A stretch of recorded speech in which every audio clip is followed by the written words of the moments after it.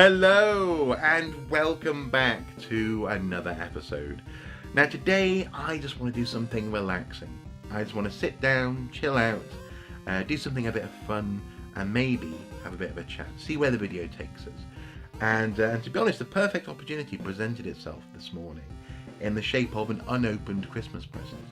I'm slightly ashamed to say that this has remained unopened in our living room for the past 6 months, and that is Lego Marvel Superheroes Spider-Man Ghost Rider Team Up. And I know what you're thinking, you're like, well, how the hell did you not build that sooner? I mean, look, it's got Spider-Man, got Ghost Rider, his head's on fire, he's got this chain, this just looks awesome, and you've got Hobgoblin on his glider.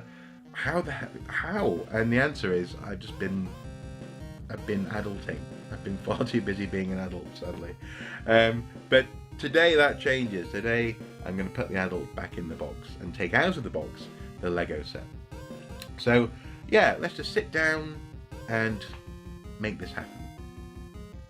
So the better part of an hour later, I come to edit this video together and realise that I recorded a meticulous and beautiful Lego building exercise with the microphone turned off. Yep, there's no audio for this footage. It's really really very frustrating, and it's actually kind of ironic because this was a very relaxing exercise. I really enjoyed just talking about whatever came into my head while I was doing it, and I was really looking forward to seeing what you guys thought of it. If you enjoyed this, I really liked the idea of just doing doodling with Lego and chatting as we go. But at this point, I'm really quite impressed with the Lego set, and just reflecting upon the fact that when I was a little kid, they didn't number the bags basically. So going from bag 1 to bag 2, and going in order wasn't really a thing. It certainly wasn't a thing that I noticed when I was a kid. I've never been one for is it knolling? You know, when you sort out your Lego pieces and all that. I've always very much enjoyed the sifting through the pile and just finding the pieces as and when they're required in the instructions. So yeah, I really enjoyed this, but I guess I'm gonna have to, because there's no audio, I'm gonna have to chop it up a little bit and just show you the edited highlights of the build. And I don't know if you like the visual of the format, maybe we can do something in the future where I just get out some random Lego and just build something. For shits and giggles. Anyway, moving on. So we've built Hobgoblin and Spider-Man, and I'm just putting the finishing touches on Hobgoblin's glider. Slightly struggling with these little horn-shaped pieces that go on the glider. It's more than a little bit irritating, but I get there in the end, which is good. And sometimes I have to say, I do think that I don't have the hands for Lego.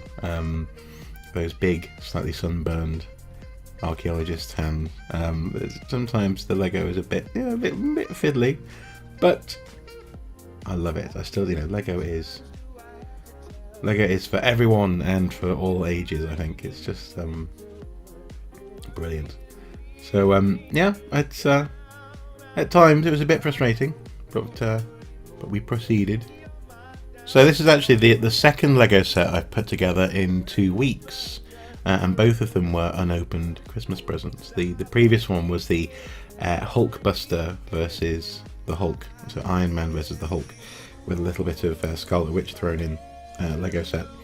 And on that one and on this one, I've really been impressed with the attention to detail. So here I'm just admiring the stickers that go on the side of the newspaper vending machines on this sort of street corner that we're making. You've got the headline there, you've got the type of the newspaper.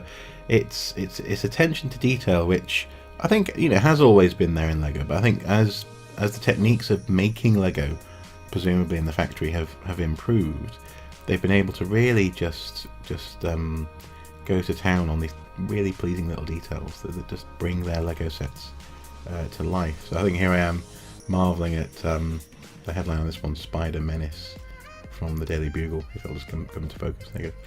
So yeah, I love it, I really do. So now the traffic lights are in place, and putting the finishing touches on this street corner. and it's just starting to come to life. And again, it's just these little details that I find so pleasing.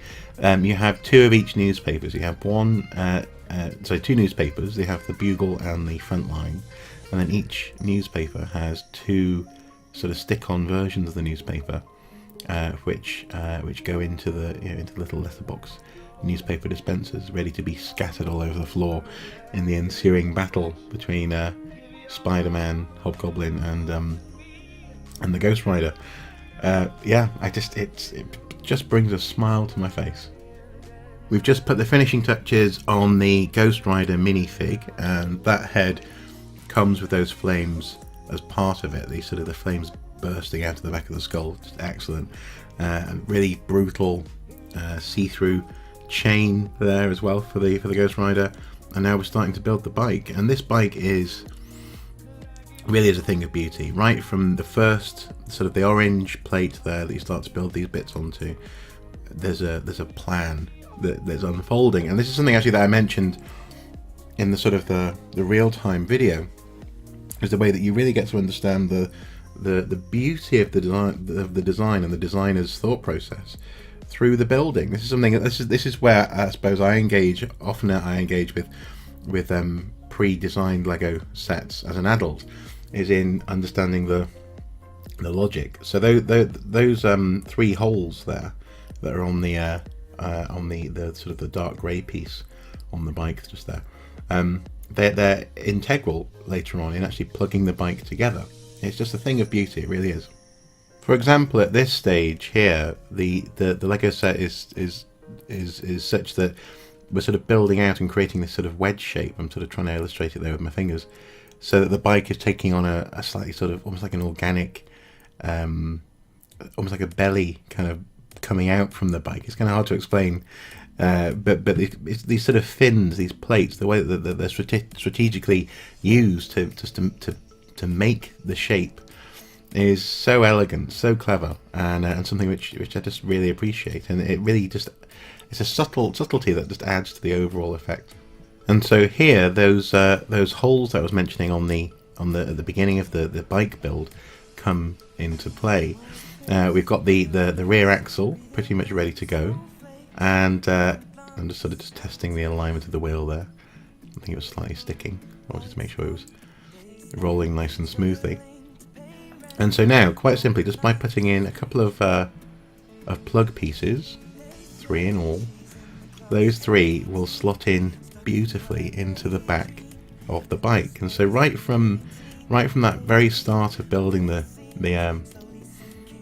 Ghost Rider's bike, we have this plan in motion. So they're ready to go, and I think other way up with the wheels. I think. Come on, there you go. And there we go. It's almost like a modular thing. It's almost, well, it is modular, and it's just so clever. I'm always so impressed with these master builders that Lego employs to create these sets. And here the same goes for the front of the bike. So we've created the front axle and the mechanism that's going to plug in beautifully into those little holes there. And the whole thing is just it's elegant. It's such an elegant design. And also this one actually, funnily enough, I think this one's probably been more fun to build than the Hulkbuster. So that says something certainly for this design, this particular set. Really, really enjoyed this one. And now come the flames. Yeah. And there we have it. Probably the coolest thing I've ever built in Lego.